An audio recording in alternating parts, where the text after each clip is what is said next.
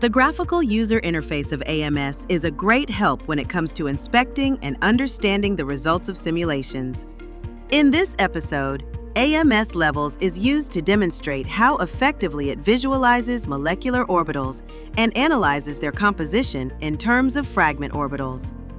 For this demonstration, the type binding code DFTB is employed, allowing the calculations to run almost instantly. The demonstration begins by importing a pre-optimized guanine cytosine base pair and setting up a DFTB single-point calculation with SCC-DFTB using the 𝗵𝗀𝗠𝗢 parameter set.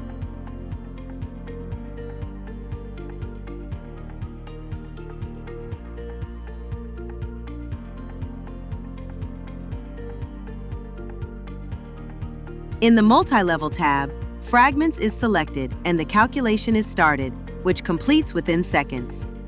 Once the job is finished, AMSlevels is opened. The mouse wheel can be used to zoom in and out, and the left mouse button to move the graph up and down.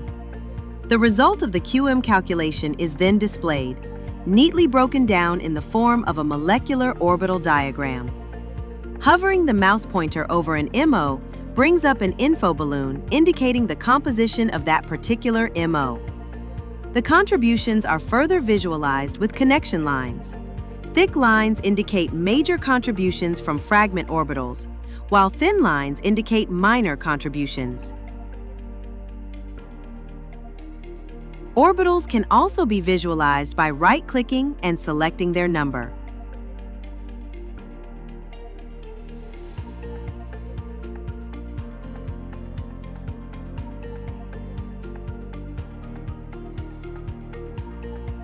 Examining the HOMO and LUMO orbitals reveals that the HOMO of the guanine cytosine pair is located almost purely on guanine, whereas the LUMO is located almost purely on cytosine.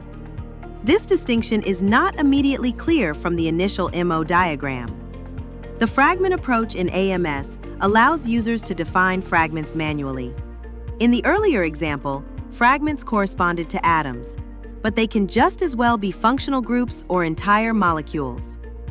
Using molecular fragments instead of atomic fragments is straightforward. Assign each base to a separate region and enable fragment calculations under multi-level fragments. After the calculation is complete and AMSlevels is opened again, the resulting MO diagram displays the contributions of the individual base orbitals to the molecular orbitals of the base pair.